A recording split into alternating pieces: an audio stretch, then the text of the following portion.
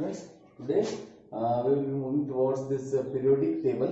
अब हम करेंगे differentiation of periodic table into this S block, E block, P block and S block. ठीक है, तो चलो कि ये प्रॉपर्टीज पढ़ेंगे, फिर उनको डिटेल में पढ़ेंगे. तो पहला आता है S block. ठीक, S block. ओके, तो इन S block वो एलिमेंट हैं जिसमें last electron goes in the S subshell. अब there are four kind of subshells, S, P, D and F.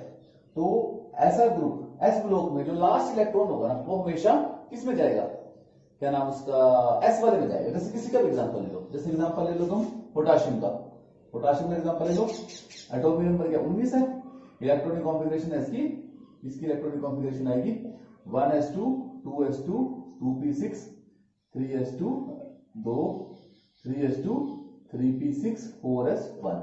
तो इस केस में लास्ट इलेक्ट्रॉन किस में गया, S सब शेल में गया, फोर्थ मेन शेल के. ओके, तो इसमें P ब्लॉक का कोई भी ले लो. ठीक है, ये ले लिया तुमने कौन सा, अल्कली मेटल ले लिया.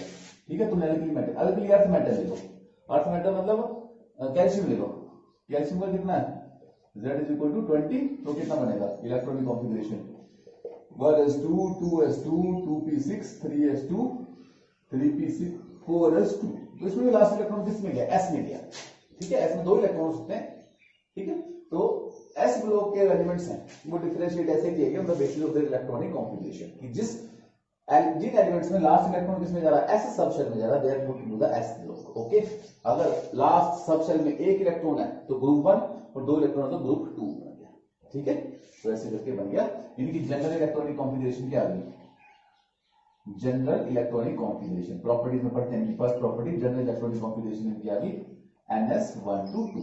ठीक है, या N मतलब कुछ भी हो सकता है, यहाँ पे 4s भी हो सकता है, 3s भी हो सकता है, 2s भी हो सकता है, 1s भी हो सकता है, N can change, but S में एक या दो इलेक्ट्रॉन ही आएंगे. जैसे N मतलब 1 भी हो सकता है, 1s 2s 3s 4s 7s तक था ना, वो प्रिंसिपल पढ़ा, कुछ भी हो सकता है, but N can change from 1 to 7, but electron एक या दो ही आएंगे. This is the general electronic configuration. Second, they are metals. They are metals, all metals, इसमें कोई नॉन मेटल नहीं है. दे आर हाईली रिएक्टिव, तुम्हें पता ही है, sodium potassium, they are highly reactive. Okay, they are highly reactive. Reactive है मतलब एकदम से, जैसे सोडियम है, पोटाशियम एकदम से अपना एक इलेक्ट्रॉन रिलीज कर देगा. तो इलेक्ट्रॉन रिलीज करने का मतलब क्या है, ऑक्सीडेशन करेंगे. तो देर जो ऑक्सीडेशन करते हैं आसानी से, पोटाशियम अब चाहेगा कि वो अपना एक इलेक्ट्रॉन लूज कर दे, मतलब ऑक्सीडाइज हो जाए, so that it can attain a stable configuration. तो जो अपना इलेक्ट्रॉन लूज कर सकता है उसकी ऑक्सीडेशन हुई, so that is a good reducing agent. So they are very good reducing agents, very good reducing agents, very good reducing agents. ठीक है, अब तुम्हें मान लो पोटाशियम से एक इलेक्ट्रॉन निकालना है, एक इलेक्ट्रॉन निकालने के बाद पोटाशियम स्टेबल हो जाएगा. तो पोटाशियम का एक इलेक्ट्रॉन वो लूज करना चाहेगा कि नहीं चाहेगा. पोटाशियम एक इलेक्ट्रॉन, या सोडियम है, वो एक इलेक्ट्रॉन लूज करने के बाद 11 उसका एटॉमिक नंबर, अगर एक इलेक्ट्रॉन लूज कर दे तो उसकी कॉन्फ़िगरेशन नोबल गैस की तरह हो जाएगी. ठीक है, तो वो क्या एक इलेक्ट्रॉन लूज करना चाहेगा, हो जाएगा, मेरा एक इलेक्ट्रॉन लूज हो जाए. ठीक है, तो किसी एटम में से इलेक्ट्रॉन निकालने के लिए जो एनर्जी चाहिए होती है, that is known as ionisation energy और आयोनाइजेशन एनर्जी. किसी एटम में से इलेक्ट्रॉन निकालने के लिए जो एनर्जी चाहिए, that is known as ionisation energy. तो ये अपने आप चाहते हैं एस ब्लॉक वाले कि हमारे इलेक्ट्रॉन एक निकल जाए, क्योंकि एक इलेक्ट्रॉन या दो इलेक्ट्रॉन निकलने के बाद ये स्टेबल हो जाते हैं. ठीक है, तो इनकी आयोनाइजेशन एनर्जी ज्यादा नहीं लगानी पड़ती. सोडियम के पास जाओगे, वो ज्यादा एनर्जी पकड़ के रखा उसने इलेक्ट्रॉन, वो कुछ ज्यादा चला जाए, तो थोड़ी सी एनर्जी लगा के तुम इलेक्ट्रॉन निकाल सकते हो. तो they have low value, low ionisation energy, low ionization energies. Okay, so these are some of the characteristics of S block. Now I am moving towards P block. P block. Okay, P block का कोई भी element ले लो. जैसे पहले लो group 13 से लेके group 18 तक है. कहां से वो पता ही तुम्हें, ग्रुप 13 से लेके ग्रुप 18 तक है, P block है. ग्रुप 13 का ले लो बोरोन. बोरोन ले लो, बोरोन की इलेक्ट्रॉनिक कॉन्फ़िगरेशन क्या होगी, 1s2 2s2 2p1. और ग्रुप 18 का ले लो नियोन, कोई भी ले लो, मैं नियोन ले रहा हूं 1s2 2s2 2p6. तो हम इलेक्ट्रॉनिक कॉन्फ़िगरेशन के बारे में लास्ट के दो देखते हैं. तो इनकी इलेक्ट्रॉनिक कॉन्फ़िगरेशन होगी NS2. इसमें जो S शेल होगा ना वो हमेशा भरा होगा. ठीक है, और NP 1 to 6, 1 इलेक्ट्रॉन मिल सकता है, P में 2 मिल सकते हैं. N का मतलब है P कोई मिल सकता है, 2p 3p 4p किसी का भी P. तो जनरल इलेक्ट्रॉनिक कॉन्फ़िगरेशन क्या है, NS2 ऐसे भरा होगा, और NP में P में 1 to लेके 6 तक कोई भी इलेक्ट्रॉन हो सकता है. This is the general electronic configuration. अब इसमें देखो मेटल्स भी हैं, नॉन मेटल्स भी हैं. ठीक है, ऑक्सीजन नाइट्रोजन नॉन मेटल्स हैं.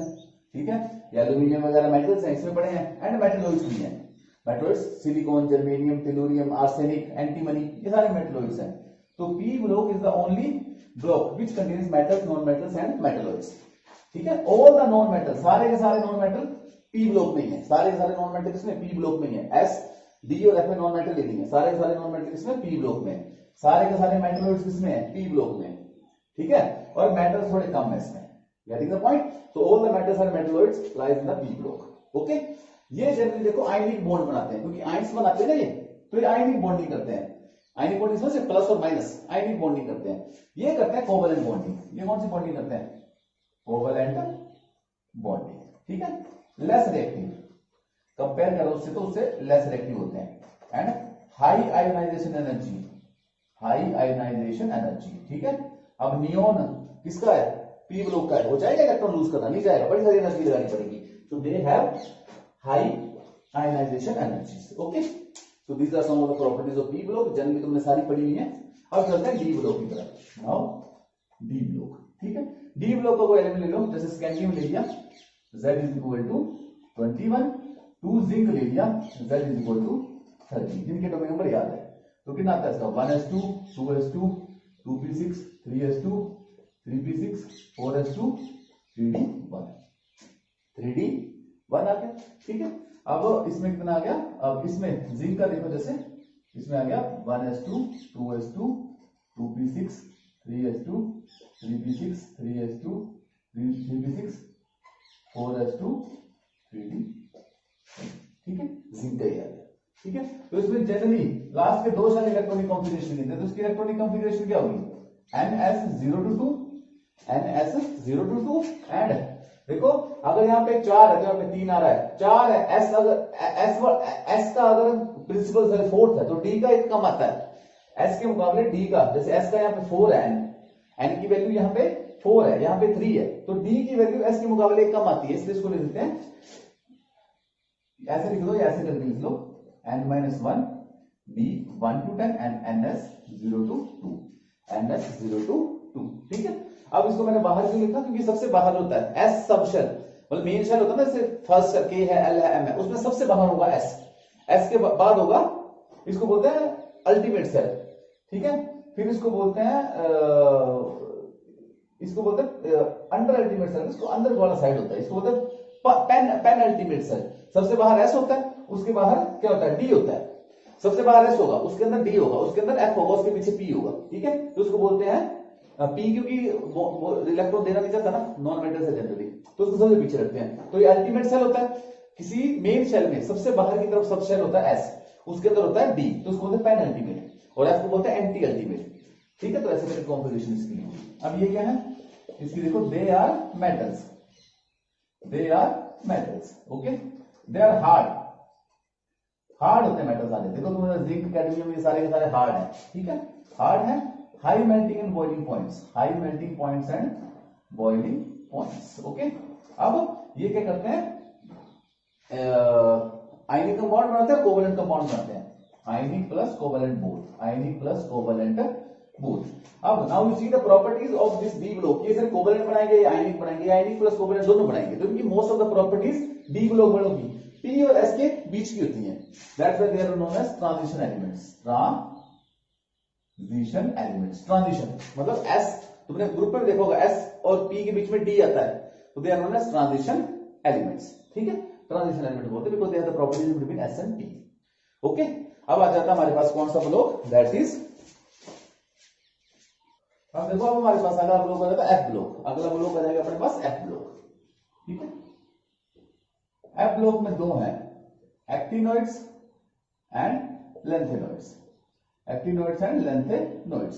तो ये देखिए डी ब्लॉक में ना बीच में से 14 एलिमेंट उठाए हुए हैं, ये एक्चुअली डी ब्लॉक के एलिमेंट्स नहीं है, डी ब्लॉक के अंदर से 14 एलिमेंट्स उठाए हुए हैं।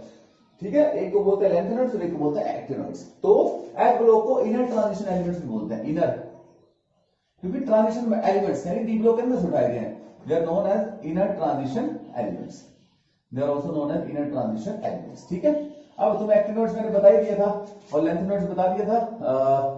एक्टिनोइड्स है सीरियम, सीरियम मतलब 58, लेंथेनम है 57, लेंथेनम के बाद को लेंथेनोइड्स बोलते हैं। सीरियम से लेके ल्यूटेटियम, ल्यूटेनियम 71 तक, ठीक है, 71 तक क्या है, लैंथेनॉइड्स है 14 उठा के, और एक्टिनॉइड्स कहां से, थोरियम 90 से लेके कहां तक, लोरेंशियम 103 तक, जो एलिमेंट्स हैं वो डी ब्लॉक के हैं पर उठा के नीचे डाले हुए हैं।